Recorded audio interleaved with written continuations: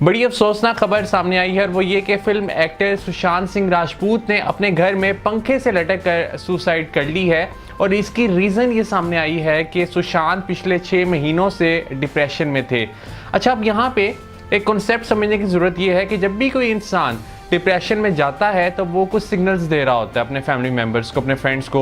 और वो सिग्नल्स कुछ इस तरह के होते हैं कि उस शख्स को क्राइंग स्पेल्स हो रहे होते हैं, उसका रोने का दिल करता है, उसका मूड एजिटेटेड होता है, इरिटेटेड होता है, एनर्जी उस शख्स के अंदर नहीं होती, वर्थलेसनेस वो शख्स फील कर रहा होता है, उसे हर चीज़ में नेगेटिविटी नज़र आ रही होती है, उसका इवन वेट लूज़ हो रहा होता है। सो ये कुछ साइंस होते हैं जो कि फैमिली मेम्बर्स को समझ लेने चाहिए, जो कि फ्रेंड्स को समझ लेने चाहिए कि कुछ ना कुछ गड़बड़ है। जो शख्स डिप्रेशन में होता है वो अपनी ही सोचों में गुमसुम नजर आता है, वो किसी कन्वर्सेशन में पार्टिसिपेट नहीं करता, वो कोई कन्वर्सेशन खुद से इनिशिएट नहीं करता। और इसमें होता यह है कि जब कभी वो शख्स अपने मूड के बारे में इजहार करता है, एक्सप्रेस करता है, तो अक्सर ये कमेंट्स उसे सुनने को मिलते हैं अपने फैमिली मेम्बर्स की तरफ से, अपने फ्रेंड्स की तरफ से कि यार तुम क्या मजनू बन गए हो, तुम इस डिप्रेशन से निकल आओ, तुमने अब इस तरह नहीं सोचना। दरअसल होता क्या है कि हम ये कमेंट पास कर देते हैं बट हम उसे सोल्यूशन नहीं देते। सो ये बिल्कुल इसी तरह है कि अगर किसी इंसान को बुखार हो, किसी इंसान को वॉमिटिंग हो रही हो, तो हम उसे ये कहें कि अब तुमने वॉमिटिंग नहीं करनी। सो हमें इस बात का तो पता होता है ना कि उस शख्स के बस में नहीं है कि वो अपनी वॉमिटिंग को रोक सके। बिल्कुल इसी तरह हमें ये समझने की ज़रूरत है कि जो शख्स डिप्रेशन में होता है उसके कंट्रोल में नहीं होता कि वो अपनी उन डिप्रेसिव थॉट्स को रोक सके। जब भी कोई शख्स डिप्रेशन में होता है तो उसे ज़रूरत होती है कि वो साइकेट्रिस्ट को कंसल्ट करे। और साइकेट्रिस्ट क्या करता है कि साइकेट्रिस्ट उसे प्रिस्क्राइब करता है एंटी डिप्रेसेंट।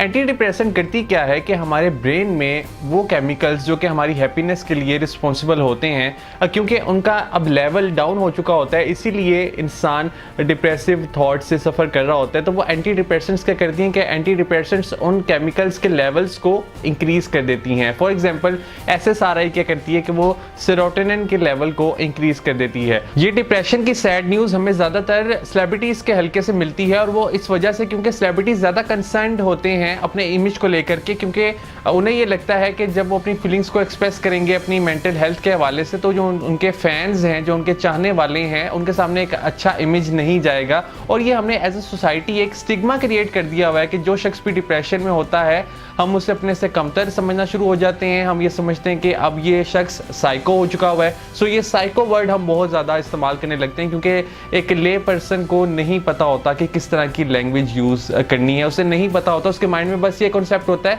कि जो शख्स भी डिप्रेशन में चला गया वो अब कभी भी फंक्शनल नहीं हो पाएगा। सो बेसिकली डिप्रेशन का इलाज मौजूद है, इसके ऊपर बहुत सा काम किया जा चुका है और मज़ीद भी डिप्रेशन के ऊपर काम किया जा रहा है। सो ये एंटी डिप्रेसेंट और काउंसलिंग उस इंसान की लाइफ को सेव कर सकती है। और इसमें हमारी रिस्पॉन्सिबिलिटी ये बनती है कि अगर हमारा कोई फैमिली मेम्बर, अगर हमारा कोई फ्रेंड आपको ये सिग्नल्स दे रहा है तो आप ज़रूर उनके सिग्नल्स को सीरियस लें।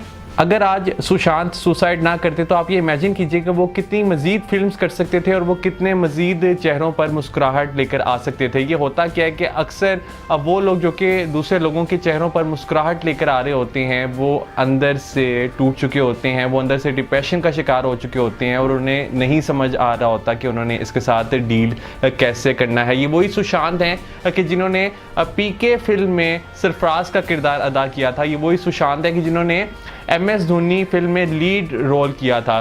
हमें as a society mental health issues के हवाले से अवेयरनेस स्प्रेड करने की ज़रूरत है।